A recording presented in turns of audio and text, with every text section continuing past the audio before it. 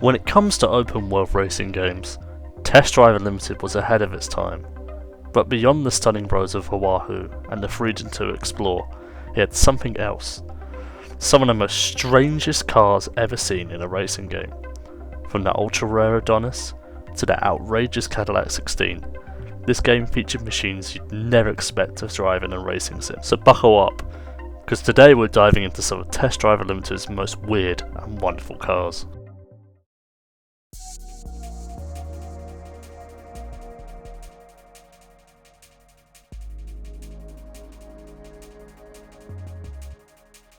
Some concept cars predict the future. Holden's effigy celebrated the past.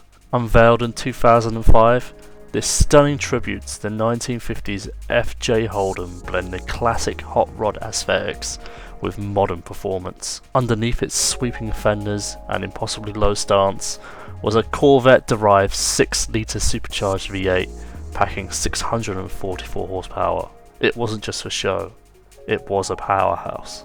Never meant for production, the effigy remained a stunning what-if, a reminder of Holden's bold creativity and the golden era of Australian cars. The effigy itself is a DLC as a part of Test Drive Unlimited, so you wouldn't get this in the main game, but it's surprisingly decent for a D-Class car, and yeah, definitely worth picking up, as I don't think it's that expensive when you buy it. So, cool car all around.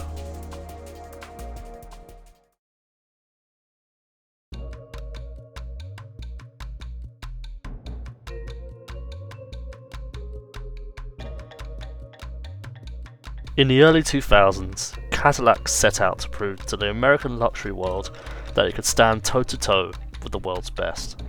Their answer? The Cadillac 16, a concept car that was as bold as it was extravagant. At its heart was a monstrous 13.6 litre V16, producing an estimated 1,000 horsepower. It was a modern tribute to Cadillac's legendary V16 models of the 1930s, blending old-school grandeur with cutting-edge technology. Inside it was pure opulence, handcrafted leather, real wood trim, and a cabin designed for effortless cruising. It wasn't just a car, it was a statement. Despite its jaw-dropping presence, however, the Cadillac remained a concept, a glimpse of what Cadillac could have been, but for a moment it reminded the world that American luxury had no limits. Not in the base game, it's huge in game. Good luck getting into small spaces, but surprisingly quick for a car that's big and heavy. You can boss some people off the road with it. Definitely worth giving it a try. It's a great car.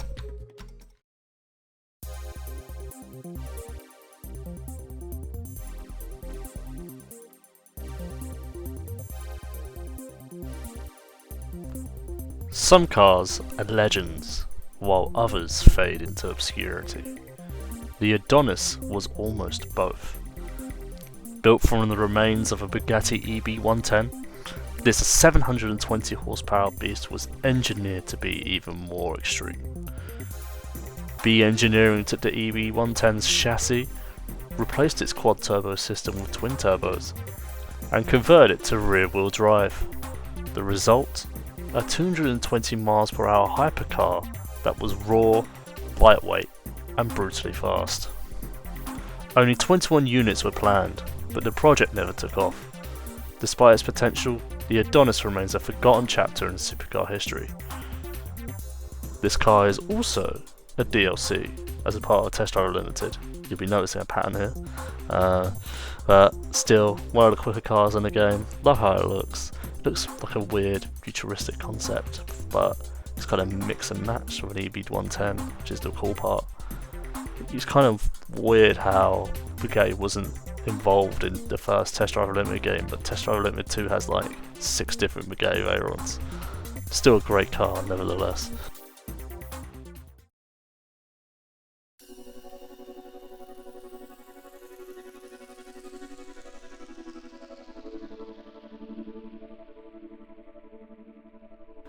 Before Arash Farbood became known for hypercars like the Arash AF10, he had another vision, the Farbood GTS.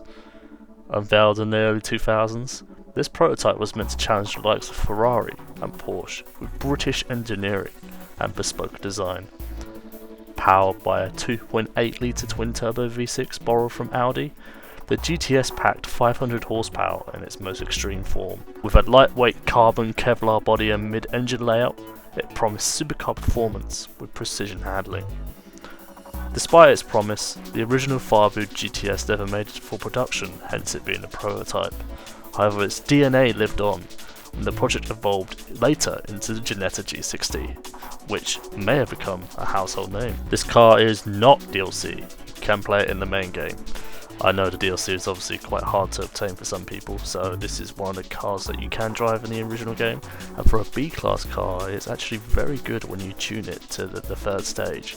So very good, very cheap, definitely worth picking up in the game, and it's a blast to drive around. And that was our look at some of Test Drive Limited's weirdest and wonderful cars. I might do some more videos on this because there's a lot of cars in this game that are a bit weird and wonderful. There's also other video games that have some more unique and esoteric cars, so I'll do some videos on them as well. It's been quite fun recording all the audio and the video bits for this. But if you like what you see, please subscribe. I'll see you guys next time. Thank you.